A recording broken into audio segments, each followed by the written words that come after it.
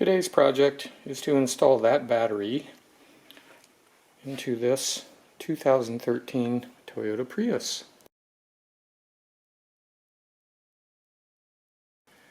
Interestingly, I didn't even know this car had an auxiliary battery like this until it started acting up recently.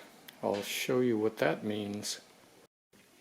The last few times I came out to start this car, the dash lights were doing all kinds of crazy flickering sequences, really strange. Let me see if I can get it to do it. Put foot on the brake, push the start button, and no, it's not going to do it now. It's going to behave normally, of course. I found the battery back there in the trunk area, and I measured the voltage at the battery at 9.6 volts, which is quite low for an automotive battery. One of the things to do when you're replacing the battery on this Prius is to take something like this, a 12-volt battery source. This is a jump start device. I've bought a few of these, 2 or 3 of these from Costco, and they work, by the way, quite well.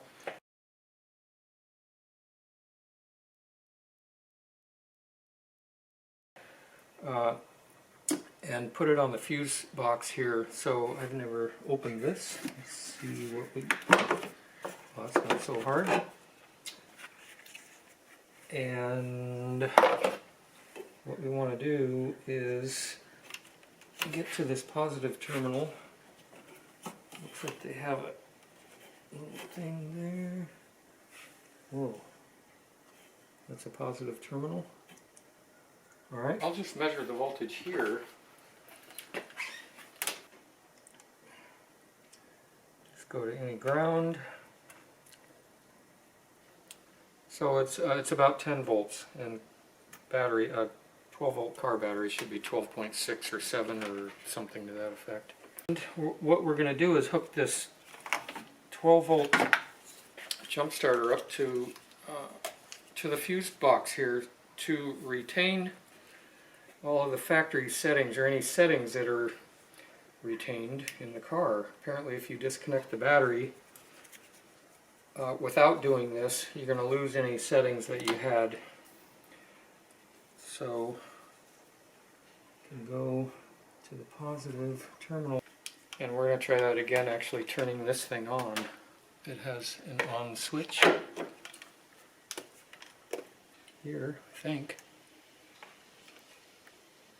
There we go. Got some lights. Oh, look at that. I don't know if you can see those flashing lights. That's kind of neat. The positive side hooked up to that. Hook this guy up to a negative ground. Now, measure again. It looks better, 12.22. So again, that should retain the whatever settings are initialized in the car. So I moved to the back of the car to start to get into the area where the 12-volt car battery is, and this thing started beeping. And I don't know if it drained this jump start device down or what, but it's not happy. I did disconnect the jump start device from the fuse panel. It does seem to be still fully charged, but the car battery was pulling the voltage down on that thing, so I'm not sure what I'm going to do, but in the meantime, the next step is take these rubber mats out.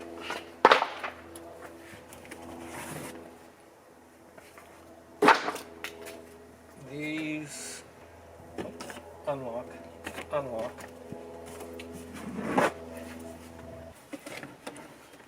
This comes out.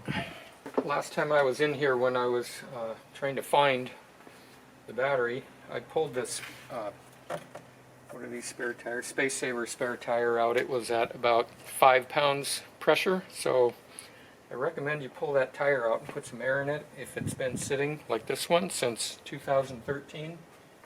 This part right here comes out. There's a battery. I have not undone one of these batteries yet. So let's double check the voltage at the battery. There's no reason why it shouldn't be any different than what it was over there. 9.82, very low. An assortment of 10mm end wrenches and a ratchet wrench, box end, open end, 10mm 1/4 inch drive socket with a short extension, and a deep socket. I don't have a 1/4 inch drive, so 3/8 drive in case I need it to loosen that guy up. I'm not sure what this is. This piece right here looks like it's possible it's a temperature sensor or something. I don't know. Okay, I'm not going to disconnect the battery terminals yet because I want to put that auxiliary, that jump start battery up on the fuse block again before I disconnect the battery. But in the meantime, I can go ahead and take this bolt out.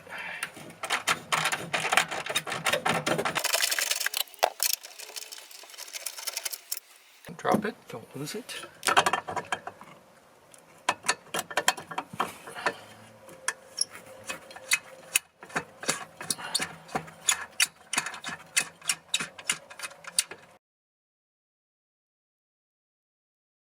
Set this out of the way over here. And now I'm ready to disconnect the terminals of the battery. Oh, I see, it has a breather tube here on this battery, which the new battery is an AGM battery. It has no such breather tube. So I'm going to disconnect it here. If you can see that. These guys unclip. This little part comes out. This nut and this nut need to be loosened to get the terminals off. But again, I'm going to hook that jump start battery up to the fuse block and see if I can get it to sit on there without making that obnoxious beeping. Then rush back here and disconnect the battery. I just connected that jump start battery up to the fuse block. See if I can get this thing undone before it starts beeping. Doesn't like that wrench.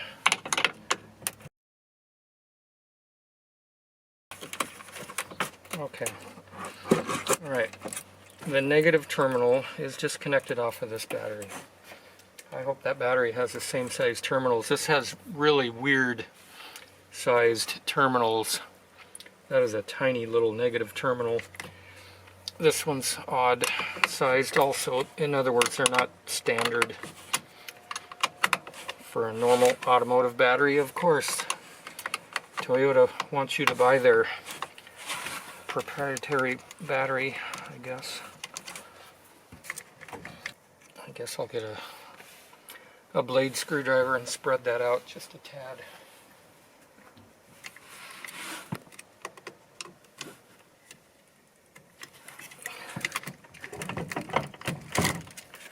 Well, that was easy enough. Add this to the list of tools required.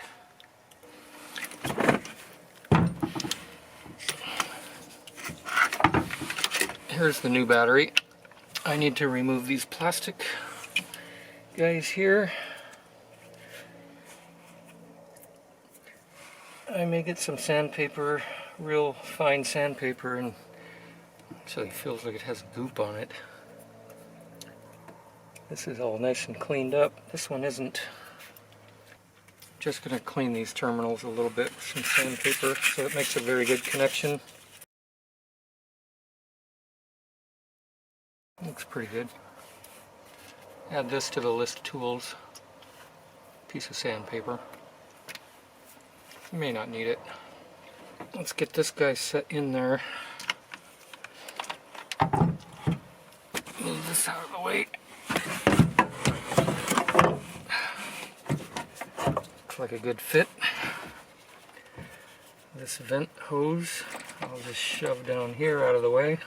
So far that jump start battery hasn't started beeping, so it must be happy up there. I hope it is. I might have to go check it. Let's check the new battery voltage.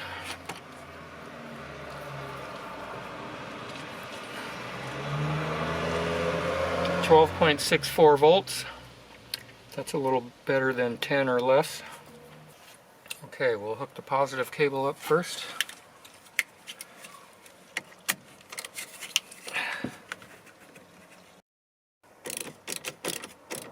Be careful here, I almost just touched my ratchet down to the metal body part. That might have made for a nice spark.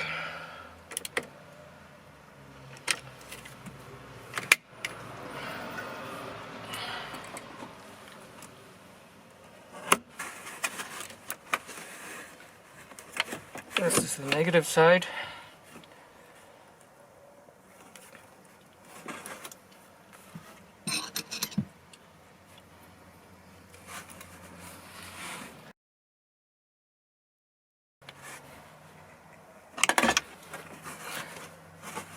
Make sure that's good and snug. This guy's good and snug. That one won't even clamp anymore. It's bottomed out.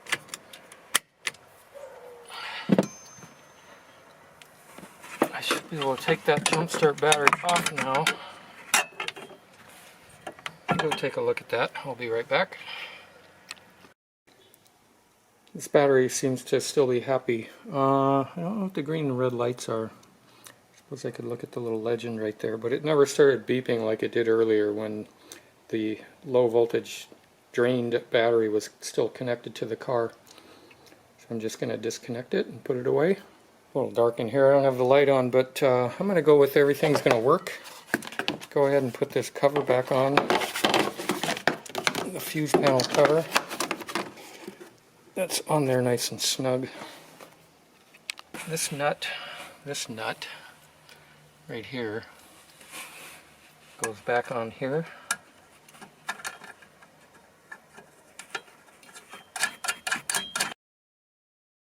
So I just kind of hand tighten that. Actually, it's not tight. I just turned it down. Then this one goes back in here. And tighten this guy up.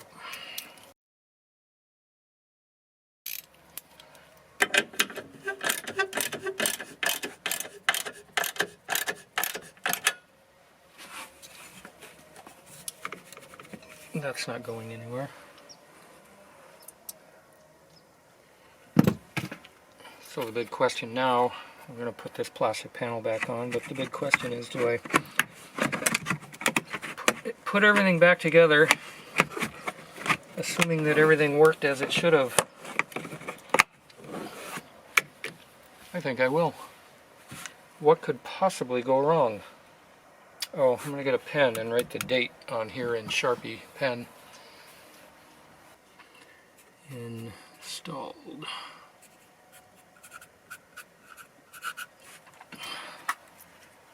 COVID year. All that's left is put the trunk of the car back together. Remember folks, when you do this job, battery replacement, take that space saver spare out and air it up.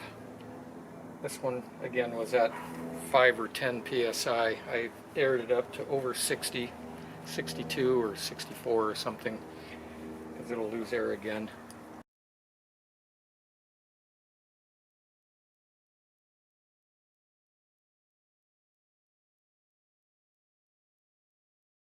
And in case you've forgotten what kind of car you're driving, there you go.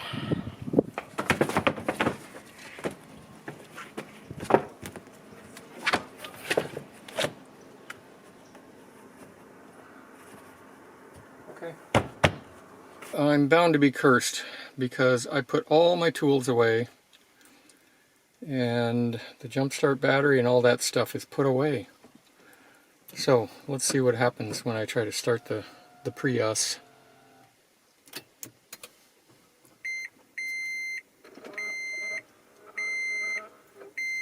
making all its weird noises. It sounds pretty good. I don't know why it says 3:21 a.m. It was off before. There it goes. The car started up. I think I'm going to call this a win.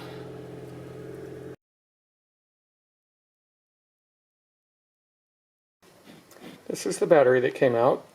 It does appear to be the original Toyota part. By the way, my go-to place for car batteries and RV batteries and such lately has been Costco. They don't carry this battery.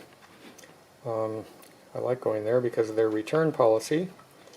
So I called the usual suspect auto parts stores, and for their weird name brand replacement battery that they sell, it was well over $200. I ended up on Amazon.com purchasing this AC Delco AGM replacement battery. It took about 2 or 3 days and I had it. I'll put a picture. I can't remember how much it cost. It was around $150. I'll put a photo up there of what I bought. That's it.